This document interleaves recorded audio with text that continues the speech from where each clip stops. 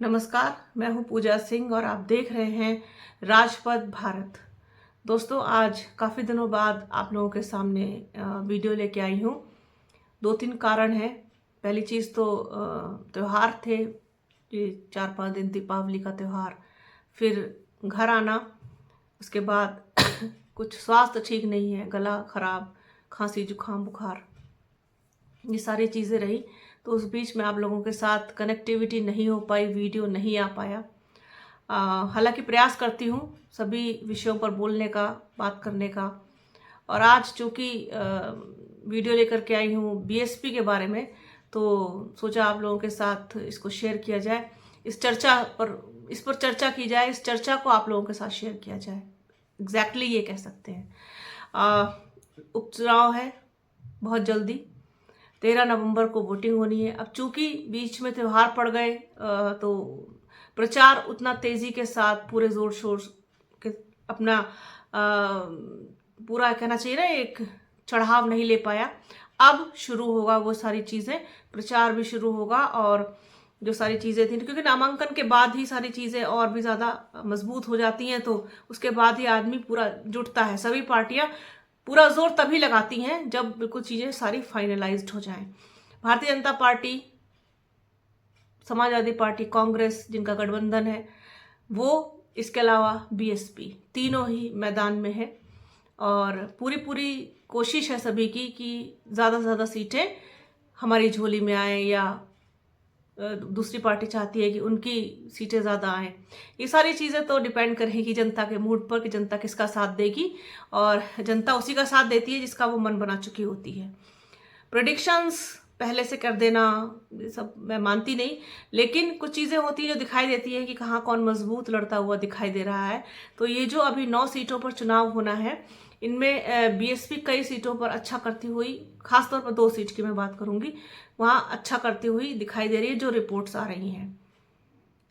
बाकी क्या होगा वो तो वोट वाले दिन पता चलेगा, फिर और जिस दिन नतीजे आएंगे उस दिन पता चलेगा।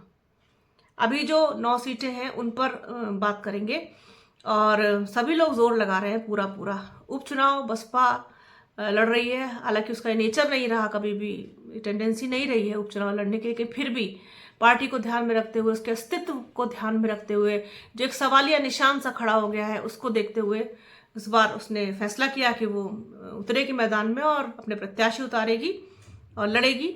अच्छी बात है, लड़िए। अगर आप गिरते हैं तो गिरिए, उठिए, फिर लड़िए, फिर गिरिए, फिर उठिए, फिर लड़िए। एक ना एक दिन आपको आपका मन चाहा नतीजा मिल ही जाता है, अगर आप इसी चीज को फॉलो करते हैं तो यही चीज मुझे बीएसपी भी करती हुई दिखाई दे रही है। और साथ ही साथ एक बार फिर से बीएसपी ने भरोसा जताया है अपनी सोशल इंजीनियरिंग पर, जैसा कि उसने लोकसभा के चुनाव में भी किया था। हालांकि उस वक्त थोड़े से निर्णय गलत इसलिए हो गए क्योंकि एक तरफा ज़्यादा टिकट का वितरण हो गया था, या यूं कहें कि मुसलमानों पर बहुत ज़्यादा भरोसा बीएसपी ने जता दिया था, और वो उस भरोसे पर खरा नहीं उतर पाए। बीएसपी का साथ नहीं दिया मुस्लिम्स ने, ये बिल्कुल कटु सत्य है। और इसी बात का ध्यान रखते हुए इस बार भी जो टिकट दिए गए हैं उसमें सबका ध्यान रखा गया। उसमें माइनॉरिटी भी है, उसमें आपके ब्राह्मण चेहरे भी हैं, उसमें बनिया चेहरा भी है, उसमें जाटव भी हैं, उसमें पिछड़े भी हैं, सबको ही है उसमें, मतलब सब कुछ है। तो मुझे ऐसा लगता है कि बीएसपी ने इस बार जो 9 टिकट बांटे हैं, जो 9 सीटों पे इलेक्शन होना है, इसे बहुत बहुत केयरफुली इस चीज़ को देखा है कि हमसे कोई ऐसी मिस्टेक ना हो जहां पर कोई एक तरफ बिल्कुल चला जाए कि हाँ नहीं, इधर ज़्यादा दे दिए, मुस्लिम को ज़्यादा टिकट दे दिए, या किसी और बिरादरी को, जाटव बिरादरी को ज़्यादा दे दिए, या किसी को, ऐसा कुछ नहीं। सबको बराबर बराबर देने का प्रयास किया गया है। ये बेहतरीन नमूना मुझे सोशल इंजीनियरिंग का मात्र 9 सीट पर जो देखने को मिला वो लगा है मुझे। कौन क्या है कैसे, आइए आपको बता दें। जैसे कटहरी की जो सीट है अम्बेडकर नगर की, जिला अम्बेडकर नगर, अमित वर्मा, आप सभी को पता है कुर्मी बिरादरी से आते हैं अमित वर्मा, और ओबीसी आप कहेंगे इनको कि ओबीसी को जगह मिली है। और कटहरी अम्बेडकर नगर में मजबूत लड़ता हुआ दिखाई दे रही है बीएसपी, यहाँ पर अच्छा चुनाव लड़ रहे हैं अमित वर्मा। इसके बाद फूलपुर प्रयागराज की सीट, जितेंद्र कुमार सिंह, यहाँ पहले किसी और का टिकट हुआ था, उसके बाद उनका टिकट काट करके जितेंद्र कुमार सिंह को दे दिया गया। ठाकुर बिरादरी से आते हैं। ठाकुर बिरादरी पर भी भरोसा जताया है बीएसपी ने। और मीरापुर मुजफ्फरनगर की सीट बहुत हॉट सीट है, बड़ा दिलचस्प मुकाबला यहाँ पर होगा।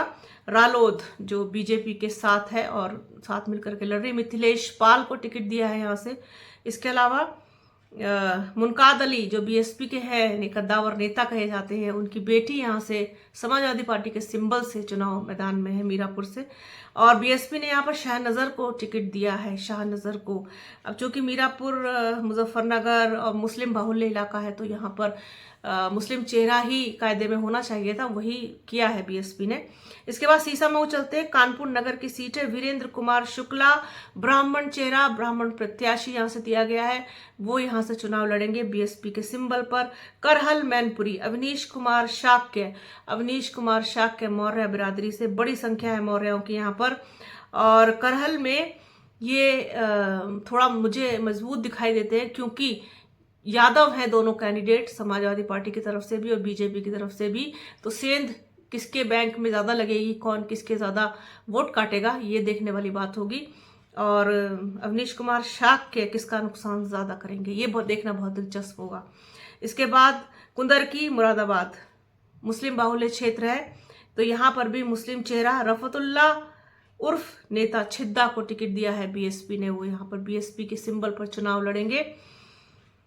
नतीजा क्या होगा वो बाद में पता चलेगा। इसके बाद गाजियाबाद शहर की सीट पर मनन गर्ग, ये बनिया कम्युनिटी से हैं गर्ग, इनको बीएसपी ने चुनाव मैदान में उतारा है। इसके बाद मंझुआ मिर्जापुर दीपक तिवारी, ये मुझे मजबूत लड़ते हुए दिखाई देते हैं। मंझुआ में बीएसपी अच्छा कर सकती है, एक मंझुआ में एक कटहरी में अच्छा करती हुई दिखाई दे रही है बीएसपी। और दीपक तिवारी हैं यहाँ से ब्राह्मण चेहरा, बीएसपी ने इन पर भरोसा जताया है और चुनाव मैदान में उतारा है। इसके अलावा अलीगढ़ की खैर सीट डॉक्टर पहल सिंह को जाटव बिरादरी से आते, उनको टिकट देकर के बीएसपी ने मैदान में उतारा है और ये बताने का पूरा प्रयास किया है कि ओबीसी, एससी और जनरल माइनॉरिटी सबको मौका दिया है बीएसपी ने इस बार।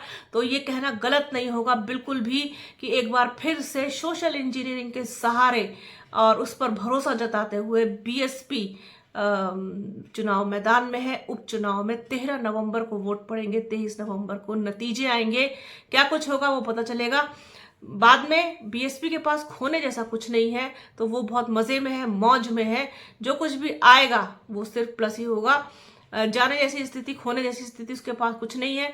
समाजवादी पार्टी की प्रतिष्ठा और भारतीय जनता पार्टी की प्रतिष्ठा दांव पर लगी हुई है कि जिस तरीके से बीजेपी को लॉस हुआ लोकसभा में, कई सीटें उनके हाथ से निकल गई, वो देखना है कि वो लॉस को की भरपाई कर पाते हैं या नहीं कर पाते हैं, या इससे भी ज्यादा और लॉस होता है। रही बात समाजवादी पार्टी और कांग्रेस की जो मिलकर के लड़ रहे हैं, तो ये देखना ये होगा कि वो इस चीज में कितना इजाफा कर पाते हैं या उनकी क्रेडिबिलिटी, उनकी विश्वसनीयता कम हुई है लोकसभा चुनाव का। जिस तरीके से संविधान के नाम पर पूरा चुनाव लड़ा गया, बेरोजगारी के नाम पर, महंगाई के नाम पर चुनाव लड़ा गया, वो सारी चीजें देखनी बहुत दिलचस्प होंगी। तो कुल मिलाकर के ये कहा जा सकता है कि बसपा ने बहुत बेहतरीन उदाहरण पेश किया है, प्रस्तुत किया है सबके सामने सोशल इंजीनियरिंग का, जिसके लिए बसपा जानी जाती है। बस ये है कि हाँ, एक जो मुस्लिम कैंडिडेट्स को ज्यादा प्रेफरेंस देती थी बसपा, उस पर अब उसने अपना हाथ थोड़ा सा खींचा है, उसको कसा है उस चीज को।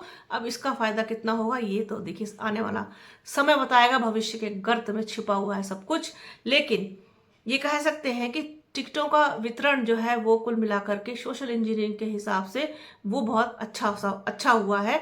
और डेफिनेटली इससे बसपा एक टेस्ट के तौर पर भी कह सकती है, एक प्रयोग के तौर पर भी कह सकती है, क्योंकि देखिए प्रयोग तो करने पड़ेंगे, जब प्रयोग करेंगे तभी कुछ हासिल होगा। तो अब कौन सी चीज कहाँ सटीक बैठ जाए, कौन सा तुक्का कहाँ पर ठीक लग जाए, तो वो वाली चीज भी होती है, क्योंकि प्रदर्शन लगातार खराब ही आ रहा है, नतीजे आ नहीं रहे हैं, तो कुछ ना कुछ तो करना पड़ेगा, तो करो या मरो जैसी स्थिति है।